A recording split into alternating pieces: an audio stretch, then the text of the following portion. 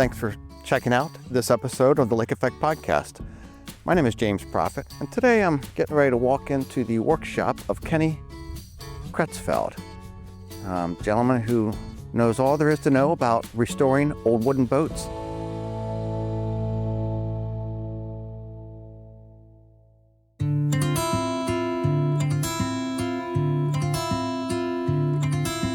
Today I'm in a small workshop in Marblehead, Ohio, talking to Kenny Creutzfeldt, who seems to know everything there is to know about old wooden boats. Hey Kenny, how you doing today? Good, how are you? Not too bad. I see you're at the shop a lot here, all year round.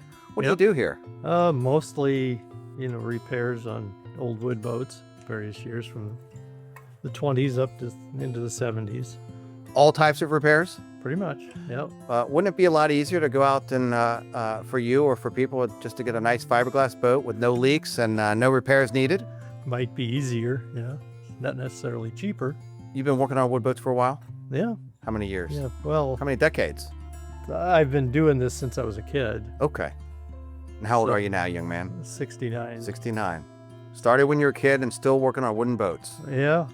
We've been full-time for 25 years. What's part-time before that, but what's the number one complaint that people come to you with when it comes to an old wooden boat?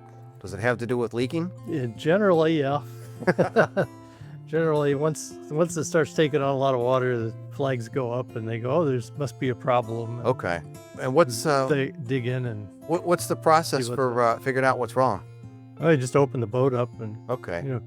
get an interior out and tap out the hull and just start looking it over and start taking it apart. Once you take it apart, you find more and more and more. What's the number one brand you work on mostly? It's mostly Lyman's. Lyman's? And the Chris Crafts are probably number 2. And then Okay. we do anything else. Okay. All kinds of stuff. We've done a couple darts like the one in the corners of Okay. 1931 dart. I think Built in Toledo. I think I may have written an article on a dart that you did maybe about 12, 14 years ago when I worked for the newspaper. Could be. Yeah, it was a beautiful boat. Big long, like a speedboat maybe? Yeah. Big long, Right. nice looking. You could comb your hair on the finish. Yeah. Yeah, beautiful boat. So people bring you an old wooden boat and they want you to make it right. Yeah. And that takes a day or two or? Yeah, or a year or two. So wooden boat repairs are not something like getting a tune-up or boat waxed or anything like that. Not anymore. They're all getting so old that it seems like most of them need some help. Okay. And to get into a lot of bottom repairs, a lot more major repairs than what we did 20 or 30 years ago. Right. I know I've seen a lot of people crash their boats. They hit stuff. They're out on the lake drinking and carefree and tear up their fiberglass boats. Do you see a lot of that with wooden boats, or are folks that own and operate wooden boats a little bit on the more even-keeled, responsible side of Yeah, I don't see a lot of that kind of damage. Okay. It's mostly just deterioration. Age-related. Yeah. What's the oldest wooden boat that you've worked on that you recall? Well, one customer over here has 1901 Holy smokes. launch, a little Elco launch. Really? Yeah.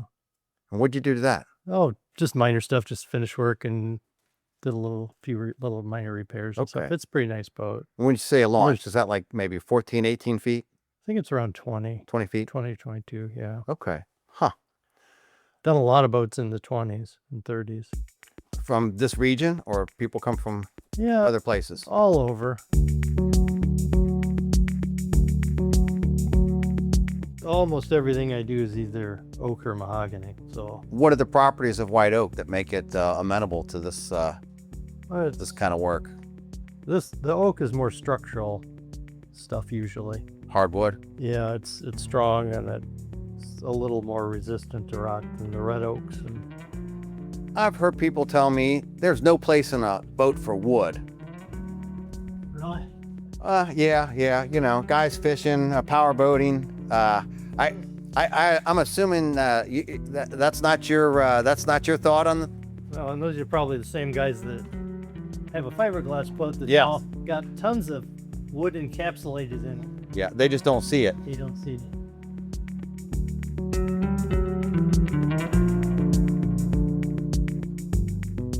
Now, when you say steam ribs, you're talking about heating up and putting wood in a Yeah, we steam container and making it nice and soft? yeah, Really? basically boil water and Okay. cook them for a How, couple hours. how long does a couple hours? Yeah, it time you get everything up to temp, but they gotta sit for an hour or two, and it's 3-4 hours. By Then the time bend them into shape? Yep. Glue them and screw them? That's Or the how plan, do you yeah. attach them? I just clamp them. Clamp them? We steam them because we got to work pretty quick. We Right. just get them in place, clamp them, go to the next one, and then come back later and install them. And do you steam them here? Yeah. In an old steamer from the 1800s? No, No? Oh, okay. no, we've upgraded this year. I got a little portable.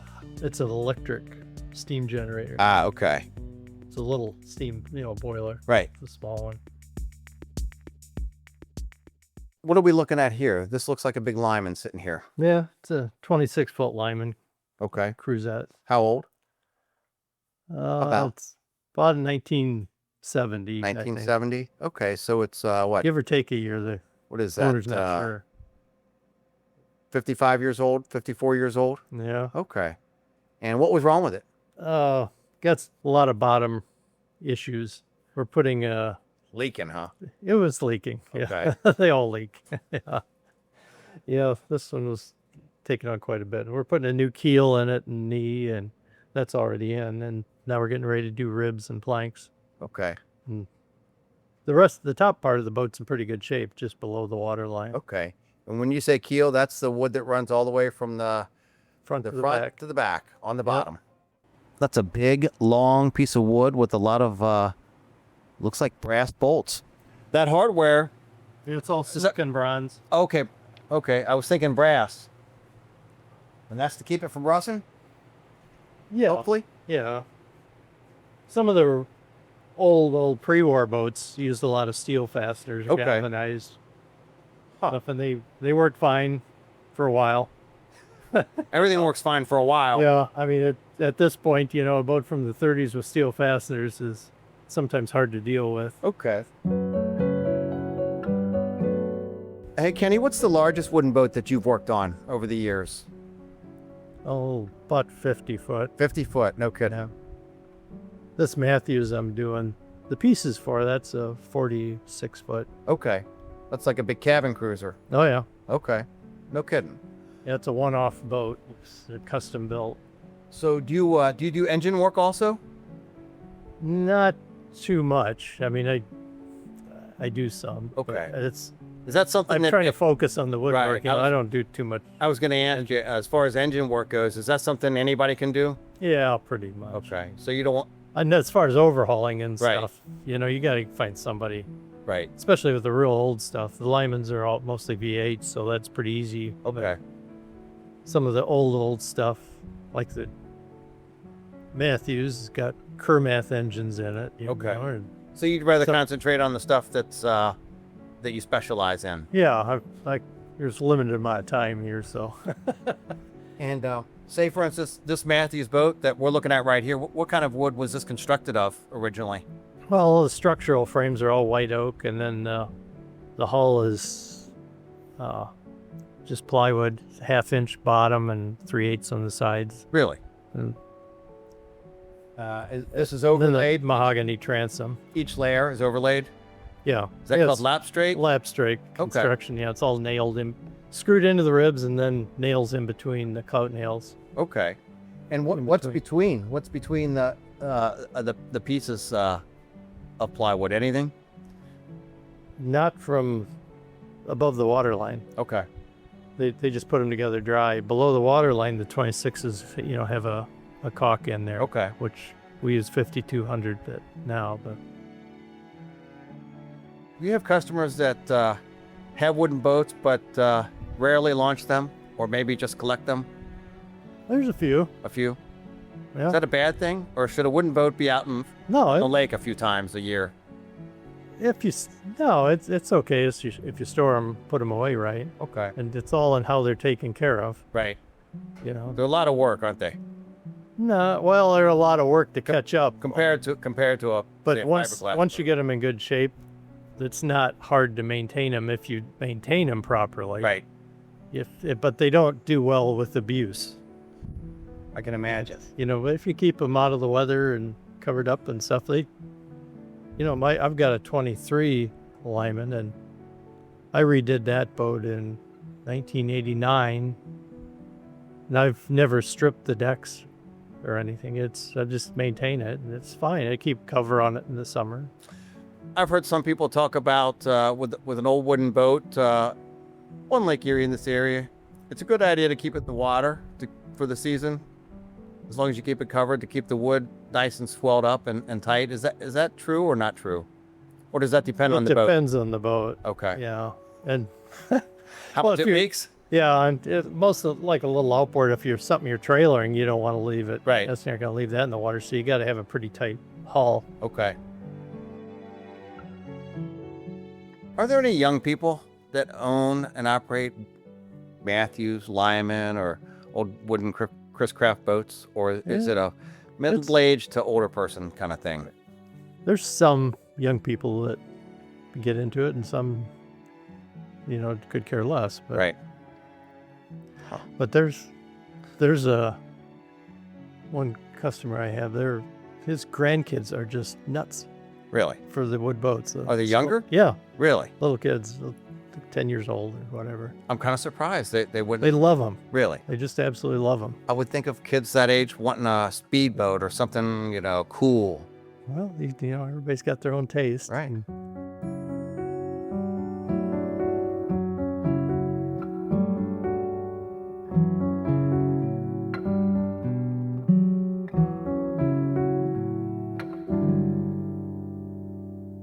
I know sailboats don't get a lot of attention from the Coast Guard or Ohio Watercraft on the Water so much as powerboats, but do you think that a person in a good-looking, well-maintained wooden boat is going to get less attention on the water from law enforcement than folks in a typical runabout or fiberglass boat? Yeah, well, most of the people with the nice looking wood boats are up to speed on everything is where it should be, Right. the regulations Okay. there. So they don't get harassed a whole lot because they're generally on board with Ship shape. everything. Yeah, exactly. And although if you get I've been out before in like one of these mahogany, like the Dart, Right. been out and run around that, and they've stopped you Really? just to look at the boat. Oh, no kidding. Yeah. Wow, what kind of boat is that? That kind of thing. So you get stopped and then peppered with questions. Yeah, And and then, then they real quick, ask if you Okay. got life jackets and all this kind of stuff. And yeah, okay. Okay. now the Dart you're telling me about, what do you got to say about it? It's an old boat and it's kind of a speedboat, an early speedboat. Yeah, they were built in the 20s. They started out in Lima, and then they moved in 1929, 28, 29, right at the start of the Depression there. Lima, Ohio. They moved from Lima, Ohio, up to Toledo. They got bought out. Yeah, they moved it. Hayes family, Webb Hayes bought the company and moved it to Toledo. And they built boats up there until 1932, maybe. It's about the last of them. How many wooden boats do you have, Ken? Uh-oh, that's a funny look on your face. I don't. Is it too many? Yeah. Is that the answer? Too many. I've got plenty of. I don't Note, know, six, he's moving his fingers around. maybe say well, not 8, 8. maybe How, more. How often do you get on the water on a boat? Not so often anymore. Okay. Yeah, I used to get out there a lot, but since I've been full time here, Right. I don't seem to have the time to go play that I used to. And do But you ever we still go out and use the boat, and Right. me and my brother share the boat, and we both use it. do you get guys or gals and that call you out of the blue, maybe you don't know them, and they just want to pick your brain or ask you a question on a project they're working on, and they know that you know what you're doing? All the time. Oh, really? Does it get old? No, it's fine. You charge them? No. No. The guy that just called a minute ago. That's, Oh, really? he's an airplane guy. That Okay. down in Oklahoma, I got to talk to. Do you ever tell people, yeah, you're not in a good position there, I would abandon this project? Sometimes it's really? pretty rare. Okay. I mean, it's have to be almost anything can be fixed. Right. It's just how badly you want it fixed. And how much time and money you want to spend. It's all time and money. Okay. Yeah, and I've fixed. We've done some of the runabouts where that one, I don't know, maybe you even saw it, but the only thing we reused was the engine stringers Really? and the engine hardware. And But you- all the woods was replaced. Brand new. Yeah, And you made it right here. yeah. Have you ever opened up an old wooden boat that somebody brought to you and you're going to work on it, and you opened it up and thought, what the hell did they do? Like you saw some maybe not so kosher repairs or some, That's pretty Some- common. is it? Yeah, Really? yeah, yeah. Almost nothing surprises you. What's the craziest thing you've seen when you opened up a boat as far as like some type of repair or handiwork that an owner had done? Oh, you see about anything you can dream up. Really? Yeah, but as long as it keeps it going, Okay. But a lot of these were just patched up with whatever's handy just to get them by for a couple more years. Right. And then they figure the boat's done, and then after a couple more years, nobody wants to get rid of the boat. Right. So at some point you start fixing it up. Keep it going. Right. Yeah. Huh. No kidding. And then what's the top speed on a boat like this? The typical Oh, they're most Lime they're, like this? they're around 30, 30. Okay. give or take. See them out on the lake cruising a lot Yeah, in the summer. Sometimes you see people fishing from them. a lot. Not as often as the rest of the boats, but Yeah, my friend Teddy fished from his. yeah. Yeah, we fished with ours. Huh. They're pretty good boat for about everything. Comfortable to be on. You can run around all day without getting beat up. Yeah, and what can you tell me about the hull design from Lyman that is allegedly designed just for the short Lake Erie chop and the wave situation that we find ourselves in? All right. Is that true, or is that just a rumor to sell more Lymans back in the day? Well, that could be part of it, I suppose. But yeah, no, they do real well in Lake Erie. They got especially the inboards, they get a little weight distribution right, and you got a deep V hull up front, and it cuts through the water, and as long as you don't go too fast, they're designed for a certain speed. Right. They 15, 20 miles an hour, and you can run all day long Right. very comfortably in almost anything.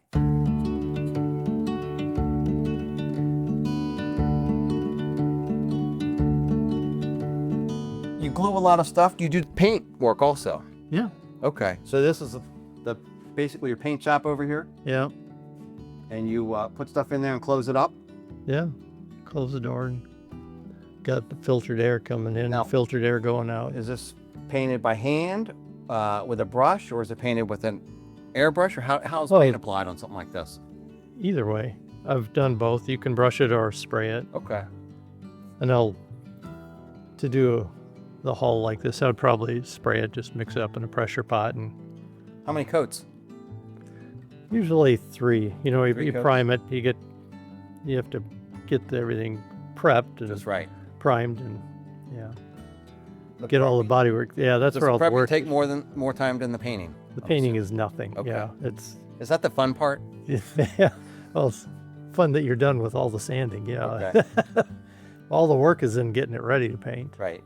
I know on the lake in general, here and probably elsewhere, powerboaters and sailors are two different groups that don't always see eye to eye on a lot of things. Have you ever done any wooden sailboats? A little bit, not a lot. Because you hate sailors? No. Okay. I guess just my shop's not big enough for most sailboats. Okay. So, but I've got customers that have both. They have power boats and sailboats. Yeah. A lot of people just got attached to them back in the day. A lot of your customers grew up with them. Right. Because up until 73, they were still in production. Right. I've heard So- a lot of people use the term "my father," "my grandfather," "my great-grandfather" when they're talking Yeah, about their old wooden boat. Sure. They all grew up with them, and if you ever go to some of the wooden boat shows, I mean, even if you've never been exposed to them, I mean, there's some absolutely stunning boats anymore. People restore them and they're, a lot nicer than when they were new. Right. I'm assuming you go to the Lakeside Wooden Boat Show every year? Yeah, Are there any other wooden boat shows around? there's lots of them. Are there? Yeah, not right here, but the Lakeside Show and the Lyman Club usually does one in Huron in August. That's Okay. a pretty good show. And A lot of good There's- stories to go with the boats. oh yeah, and if you go start traveling the country, you've the ACBS Antique Society for the boats there. Really? They have shows all around the country, and they do once a year a national show somewhere. It'll be a different spot every year, but you go to a national show and the stuff that shows up there will blow your mind. As far as rarity That's or rare, stuff complexity? you've never seen, and Really? the level of restorations on them is really, really good. Kenny Kreitzfeld from K&M Restorations. I really appreciate you talking to me today about old wooden boats in Marblehead, Ohio. I hope to see you somewhere around the lake. Well, good. Thank you. I appreciate it. Thanks for joining me for this edition of the Lake Effect podcast. I'm your host and producer, James Profit. Our executive producer is Chris Pfeiffer. To hear more, go to wgte.org/lake effect. And I hope to see you somewhere around the lake.